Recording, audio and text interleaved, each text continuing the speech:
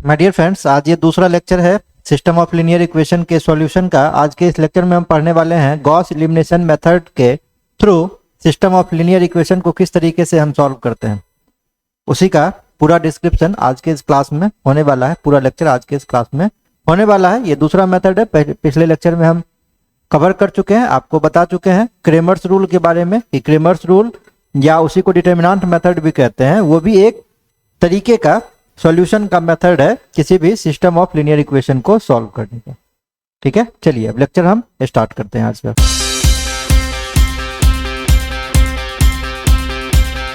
आज का जो मेथड है बच्चों, यह है गॉस एलिमिनेशन मेथड। आप बहुत सारे बच्चे इसमें से पढ़े हुए होंगे गॉस एलिमिनेशन मेथड के बारे में, लेकिन जो मेथड की जिक्र आप लोग कर रहे हैं हम वहां से कुछ अलग बता रहे हैं आज की क्लास में। मान लीजिए बच्चों, लेट अस कंसीडर, मेरे पास एक सिस्टम ऑफ लीनियर इक्वेशन दिया हुआ है, जैसा कि कल के क्लास में भी हम इसको एज्यूम कर रहे थे।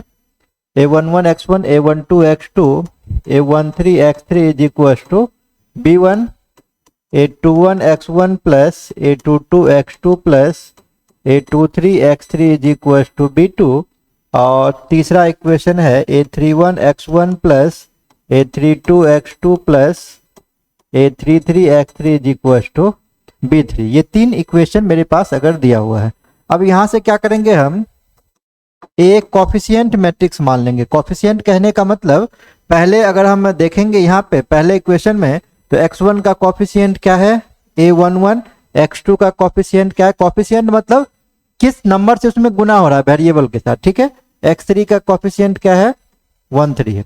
सेकेंड कॉलम में आएंगे तो a21 a22 a23, और थर्ड वाले कॉलम में a31 a32 और a33, इसको कॉफिशिएंट मैट्रिक्स कहेंगे। क्लियर। जो दूसरा मैट्रिक्स है b, हम एज्यूम करिए कांस्टेंट मैट्रिक्स है जिसमें वेरिएबल टर्म ना आए, उसको कांस्टेंट कहा जाता है। जैसे यहाँ b1 b2 b3 है, तो b1 b2 b3 में वेरिएबल टर्म नहीं आ रहा, मतलब वो कांस्टेंट कहलाएगा। दो मैट्रिक्स एज्यूम कर लिए, पहला कौन सा मैट्रिक्स कहलाएगा कॉफिशिएंट मैट्रिक्स, दूसरा कौन सा मैट्रिक्स कहलाएगा कांस्टेंट मैट्रिक्स।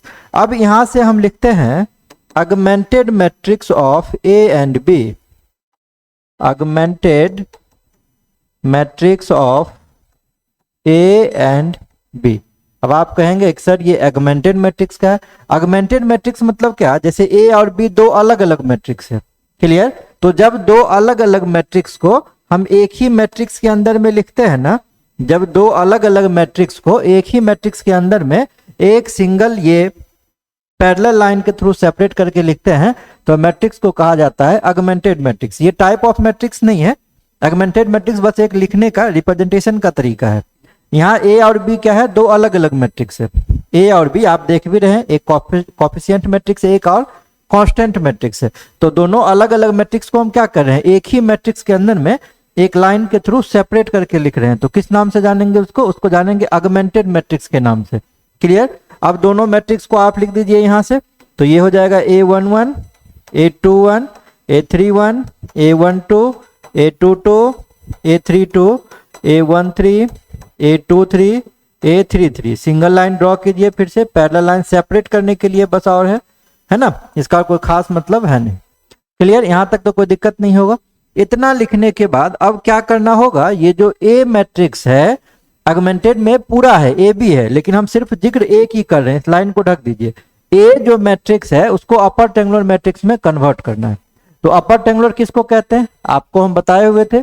जैसे मान लीजिए a11 12 13 21 22 23 31 32 33, ये मैट्रिक्स है ए, इसी को ए को कह रहे हैं। अब इसमें डायगोनल एलिमेंट देखिए, डायगोनल एलिमेंट क्या है, a11 a22 a33 diagonal element है। तो अगर डायगोनल एलिमेंट के नीचे जो ये तीन एलिमेंट बच गया, जैसे a21 a31 और a32, अगर हम इस तीनों का वैल्यू 0 कर देते हैं, तो उस नया जो मैट्रिक्स बन रहा है उसको क्या कहेंगे, उसको हम कहेंगे अपर ट्रायंगुलर मैट्रिक्स। तो इतना स्टेप करने के बाद a21 a31 और a32 पोजीशन पर आपको 0 बनाना है। 0 कैसे बनाएंगे, by elementary row and column operations. आप यहाँ पे देखिए, आपको समझ में आ जाएगा। अब यहाँ से क्या करेंगे, हम लिखेंगे बाय अप्लाइंग रो 2 में और रो 3 में हम कुछ एलिमेंट्री ऑपरेशंस करेंगे। आप कहेंगे क्यों करेंगे सर? क्योंकि आपको क्या करना है, A11 1 2 2 3 3 ये डायगोनल एलिमेंट है, तो आपको A2 पोजीशन पर 21 पोजीशन पर 0 बनाना है, 31 पोजीशन पर 0 बनाना है और 32 पोजीशन पर 0 बनाना है। क्लियर, यही बात है। तो स्टार्टिंग में A21 पे और A31 पे, इस दोनों जगह पे हम, है ना, 0 बनाने की कोशिश करेंगे। लेकिन सिर्फ यही तो नहीं होगा, ये पूरे रो में ऑपरेशंस होगा, ये तो पूरे कॉलम में ऑपरेशन आपको करना होगा। किसी एक इंडिविजुअल स्थान पे कोई भी चेंजिंग हम नहीं कर सकते हैं, कोई भी ट्रांसफॉर्मेशन को परफॉर्म नहीं कर सकते हैं, इसीलिए ये पूरे रो में हम काम करेंगे, रो 2 में, ठीक है, और रो 3 में भी करेंगे ताकि यहाँ पे 0 हो जाए। अब देखिए यहां जब कीजिएगा, अब यहां लिखना पॉसिबल नहीं है, नंबर रहेगा तो आप और एक्चुअल ढंग से समझ पाएंगे। अब आपका जो ऑगमेंटेड मैट्रिक्स बचा वो कैसा हो जाएगा, पहले रो में तो हम कोई चेंजिंग नहीं कर रहे हैं, पहले रो में कोई चेंजिंग नहीं हो रहा है, तो A11 1 2 1 3 और ये B1 ये तो सेम रह जाएगा। क्लियर। दूसरे रो में क्या होगा, जब आप ट्रांसफॉर्मेशन करेंगे तो यहाँ तो 0 हो जाएगा, रो 3 में कर रहे हैं यहाँ भी 0 हो जाएगा, लेकिन बाकी जो एलिमेंट है ये बच्चों आपका चेंज कर जाएगा। जब आप पूरे में कुछ भी मल्टीप्लाई डिवाइड करेंगे तो एलिमेंट भी चेंज होगा ना, इसीलिए हम उसको डैश से दिखा रहे हैं, B2 डैश। यहाँ भी चेंज करेगा, A32 हो जाएगा, A-33 और यहाँ B3 डैश हो जाएगा। क्लियर। क्या डायगोनल के नीचे सारा एलिमेंट 0 हो गया? नहीं, अभी भी एक पोजीशन 32 आपका बचा हुआ है, तो आपको फिर से क्या करना होगा, अगेन लिखेंगे बाय अप्लाइंग रो 3 है, इस बार तीसरा रो है, इसमें कुछ ऑपरेशन कीजिए, ऑपरेशन करके 0 बनाने की कोशिश कीजिए। ठीक है, तो A11 1 2 1 3 इसमें तो कोई चेंजिंग ही नहीं था, B1 हो गया था। ठीक है, यहाँ 0, इस बार रो 3 में सिर्फ हम चेंज कर रहे हैं, तो A-22 A-23 और B2 डैश, यहाँ 0। जब रो में ऑपरेशन करेंगे तो ये भी 0 आ चुका होगा, इसी काम के लिए तो हम कर ही रहे हैं, लेकिन ये पोजीशन जो है A33 वो फिर से चेंज हो जाएगा, तो इसमें 2 बार चेंजिंग हुआ है, इसीलिए हम इसको डबल डैश लिख रहे हैं। B3 में भी चेंजिंग होगा, 2 बार हो रहा है, इसीलिए हम इसको डबल डैश से डिनोट कर रहे हैं। क्लियर है यहां तक? अब इतना करने के बाद आपको लिखना होगा नाउ सिस्टम बिकम्स एज,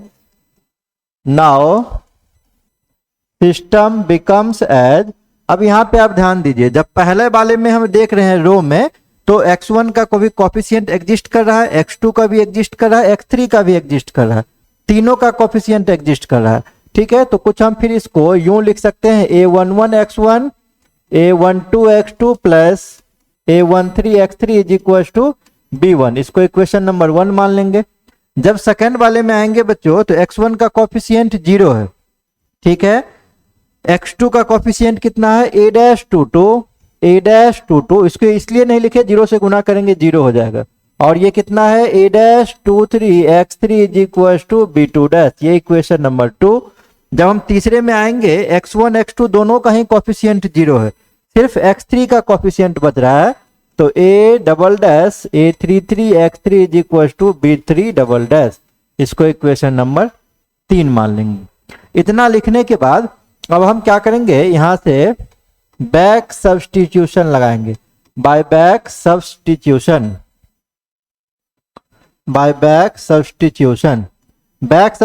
मतलब क्या, फ्रॉम इक्वेशन 3 पीछे से सॉल्यूशन निकालना स्टार्ट करेंगे, A-33 x3 is equal to B3 double dash, तो यहां से x3 का वैल्यू निकल जाएगा, B3 double dash upon A double dash 33। फिर से हम क्या करेंगे, फ्रॉम इक्वेशन 2 ले लीजिए, आप बैक से जाएंगे ऊपर की तरफ, A डैश है ओनली ना, तो ये A-22 x2 plus A-23 x3 is equal to B2 dash. यहाँ पे आप क्या करेंगे, वैल्यू पुट कर देंगे A डैश देश, और यहाँ x3 का वैल्यू पुट कर दीजिए बच्चों। x3 का वैल्यू कितना निकला है, x3 का वैल्यू निकला है B3 double dash upon A33 double dash B2 dash. अब यहाँ से आप x2 का वैल्यू आराम से निकाल सकते हैं, यहाँ से B2 डैश माइनस इसको आप उधर ले जाएंगे A dash 2 3 B3 double dash upon A double dash double 3, clear, और अपॉन A2 डैश, ये पूरा का पूरा भागा आ जाएगा।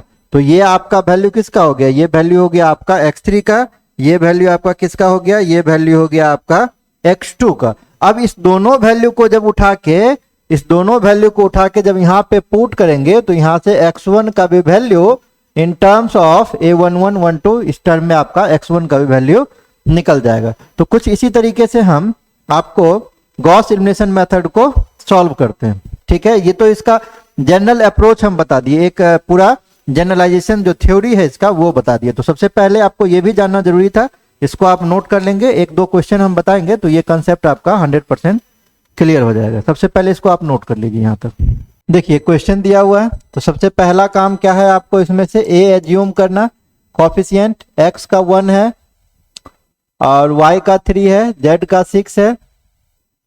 इसमें दूसरे वाले में 1 4 5, तीसरे वाले में 1 6 7, ये a का वैल्यू हो गया। कोफिशिएंट कांस्टेंट क्या है बच्चों, 12 14 18। अब इसके बाद आपको क्या करना है, आपको लिखना है augmented matrix of A and B, augmented matrix of A and B। तो A B का ऑगमेंटेड मैट्रिक्स क्या हो जाएगा, हम आपको अभी बता रहे थे, पहले A को लिख देंगे, पैरेलल लाइन के थ्रू सेपरेट करके फिर B को लिख देंगे। अब आपको क्या काम करने बताए, काम हम ये करने बताए कि डायगोनल के नीचे A में सारा एलिमेंट 0 0 0 करना है, अपर ट्रायंगुलर मैट्रिक्स में कन्वर्ट करना है।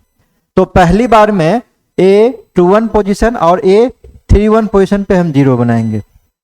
जब हम A21 और A31 पे 0 बनाएंगे तो हमेशा हम यूज किसका करेंगे, R1 का यूज करेंगे। ये बात ध्यान रखिएगा, जब भी हम यहाँ पे और यहाँ पे 0 बनाएंगे तो हमेशा यूज किसका करेंगे, R1 का यूज करेंगे। इस बात को आपको ध्यान रखना होगा। R2 में यहाँ पे आपको 0 बनाना है तो हम क्या करते हैं, R2 माइनस R1 कर देते हैं, और R3 में भी करना है तो इसमें भी R3 माइनस R1 कर देंगे, है ना। जब भी R2 R3 में रो ऑपरेशन करेंगे तो हमेशा 0 बनाने के लिए R1 का ही यूज करना होगा, ये आप रूल ही समझ लीजिए। वैसे आप कर सकते हैं दूसरे किसी का भी यूज करके, लेकिन इन जनरल यही किया जाता है। 1 3 6 12, ये तो 0 हो गया, लेकिन अगला वैल्यू आपका चेंज कर जाएगा 2 2 का, क्या हो जाएगा, ये 4 माइनस 3, ये 1 हो जाएगा, है ना। R2 माइनस R1 तो 4 माइनस 3 1 हो जाएगा, 5 माइनस 6 ये माइनस 1 हो जाएगा, 14 माइनस 12 ये 2 हो जाएगा आपका। जब R3 में बच्चों चलेंगे ये तो 0 हो जाएगा, 1 माइनस 1 0, 6 माइनस 3 तो ये 3 हो जाएगा, 7 माइनस 6 ये 1 हो जाएगा, 18 माइनस 12 ये आपका 6 हो जाएगा। क्लियर, दो पोजीशन तो 0 हो गया, लेकिन अभी भी हम क्या देख रहे हैं, A32 पोजीशन पर 0 नहीं हुआ है। तो अगेन आपको लिखना होगा, अगेन बाय अप्लाइंग रो 3 में करना है। क्या करना होगा, हमेशा आप याद रखिए, जब हम लोग इसमें A21 पोजीशन पर A31 पोजीशन पर 0 बनाएंगे तो किसका यूज करेंगे, हम लोग यूज करेंगे R1 का। और जब A32 पोजीशन पर 0 बनाना है तो उस केस में हमेशा आपको यूज किसका करना है, R2 का यूज करना है। इसीलिए R2 का यूज करना है। अगर आप यहाँ पे भी R1 का यूज कर लेंगे ये तो 0 हो जाएगा, लेकिन ये वैल्यू जो है A31 पोजीशन वाला वैल्यू, वो वैल्यू आपका चेंज कर जाएगा। लेकिन अगर हम R2 के साथ इसमें ऑपरेशन करेंगे तो ये 0 इंटू समथिंग कुछ भी रहेगा तो वो 0 ही हो जाएगा। ये बात ध्यान रखिएगा। इसीलिए R3 में हम ऑपरेशन करेंगे, किसका यूज करेंगे, हम यूज करेंगे R2 का, ताकि 0 इंटू समथिंग करें तो ये पोजीशन आपका अनचेंज रह जाए। इसीलिए अब देखिए, अब नया ऑगमेंटेड मैट्रिक्स क्या हो जाएगा आपके पास, पहले वाले लाइन में कोई चेंजिंग नहीं है, 1 3 6 और ये 12 भी है। दूसरे वाले में 0 0, यहाँ भी 0 हो चुका है, और यहाँ पे है 1 माइनस 1 2, 1 माइनस 1 2। ये पोजीशन बच्चों क्या हो जाएगा, ये आपका हो जाएगा R3 1 minus minus plus 3, 1 plus 3 ये 4 हो जाएगा आपका। क्लियर, ये पोजीशन कितना हो जाएगा, ये 6 माइनस 2 3 जा 6, 6 माइनस 6 ये आपका 0 हो जाएगा। क्या लिखेंगे, लिखेंगे now system becomes as now system becomes as now system becomes as पहले वाले लाइन में देखिए तीनों का कॉफिशियंट है x plus 3y plus 6z is equal to 12। दूसरे वाले में x का कॉफिशियंट 0 है तो y minus z is equal to 2 और तीसरे वाले में क्या हो जाएगा 4z is equal to 0। Equation 1 2 3 इसको आप एज्यूम कर लीजिए। क्लियर 1 2 3 इसको एज्यूम कर लीजिए। अब कहां से चलेंगे तो लिखेंगे from equation 3 4z is equal to 0। यहां से z का वैल्यू क्या आ गया z का वैल्यू आ गया 0। फिर से इक्वेशन नंबर 2 में चले जाइए। फ्रॉम इक्वेशन 2 क्या है equation y minus z equal to 2 तो y माइनस जेड का वैल्यू है 0 इज इक्वल टू 2 तो y का वैल्यू कितना हो गया y का वैल्यू 2 हो गया। y z निकल गया। अब हम चलेंगे इक्वेशन नंबर फर्स्ट में x plus 3y plus 6z x plus 3y plus 6z is equal to 12। कहां से जा रहे हैं ये फ्रॉम इक्वेशन 1 से जा रहे हैं। y का वैल्यू अभी 2 निकल रहा था z का वैल्यू कितना निकला 0 इज इक्वल टू 12 तो x प्लस 3 2 जा 6 इज इक्वल टू 12 तो x is equal to 6। So final value जो बच्चों आ गया x equal to 6 y equal to 2 और z इक्वल टू 0। यही फाइनल सॉल्यूशन आपका हो गया। क्लियर एक बार देख लीजिए कहीं कोई दिक्कत है किसी स्टेप में तो बता सकते हैं। यहां तक निकाले हैं और इसके बाद ये सॉल्यूशन कर दिए।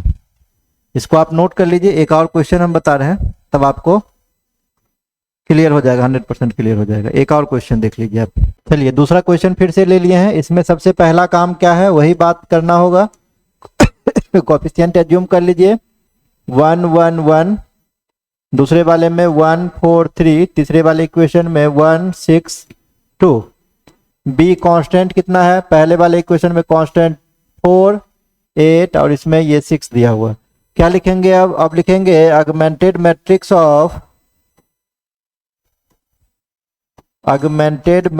Of A and B.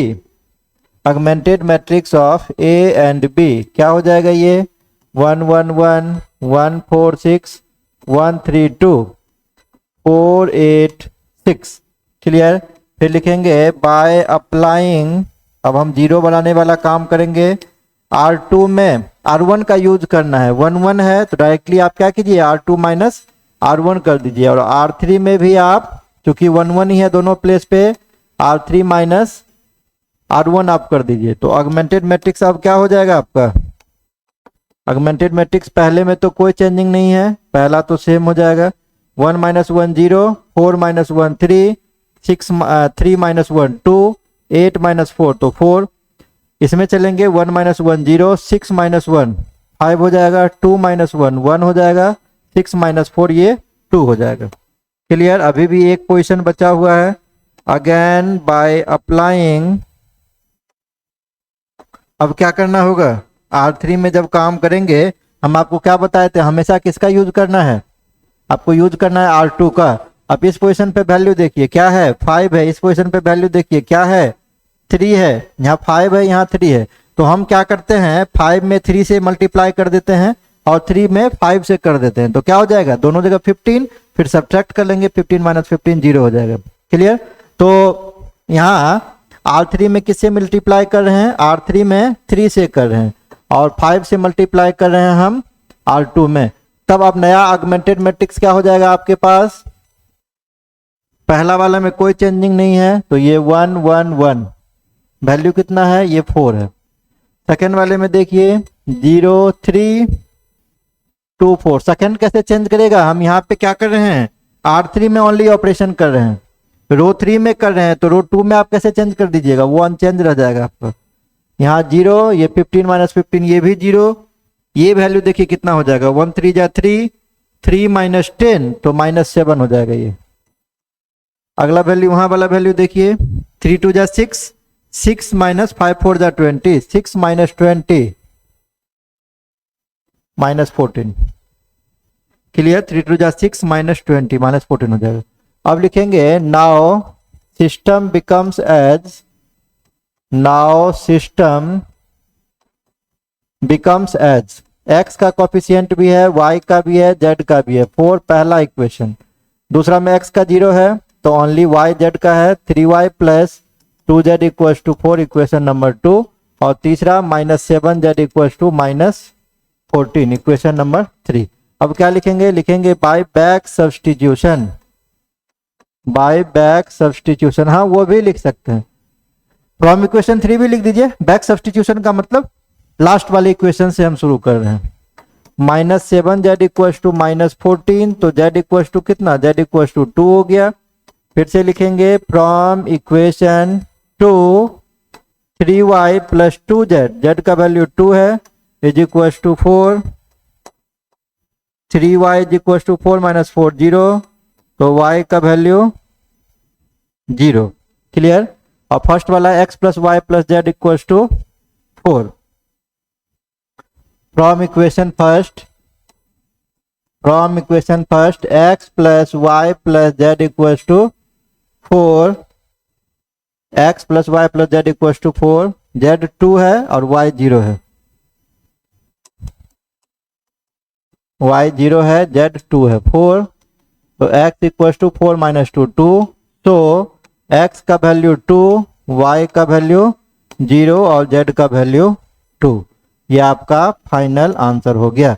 तो ये आपका बच्चों गॉस एलिमिनेशन मेथड है। गॉस एलिमिनेशन मेथड के थ्रू कैसे क्वेश्चन को सॉल्व करेंगे, ये पूरा 2 क्वेश्चन के माध्यम से हम आपको पूरा बताने की कोशिश की है। आई थिंक सारे को समझ में आ गया होगा। नोट करना चाहते हैं आप नोट कर लीजिए। सबसे पहले इसको पॉज करके आराम से इसको नोट कर लीजिए, और यहाँ से फिर इक्वेशन 1 में पुटिंग किए हैं, ये भी आप नोट कर लीजिए। चलिए आज का लेक्चर में यहीं तक रखते हैं, लेकिन गॉस एलिमिनेशन 2 पार्ट में एक्चुअली है, ठीक है। तो ये पहला पार्ट बनाए हैं। अगले पार्ट में जो अगला लेक्चर होगा मेरा, इसमें गॉस एलिमिनेशन में कोई मेथड को ही हम दोबारे से, है ना, री इनिशिएट करके पढ़ेंगे, क्योंकि कुछ पार्ट इसका अभी रिमेनिंग है जो अभी हम डिस्कस नहीं किए। अभी तो बेसिक गॉस एलिमिनेशन मेथड की हम बात बताए आपको क्या होता है। तो अगला लेक्चर में जो पढ़ेंगे फिर हम इसी को कंटिन्यू करेंगे पार्ट 2 में। मिलते हैं नेक्स्ट लेक्चर में। Thank you.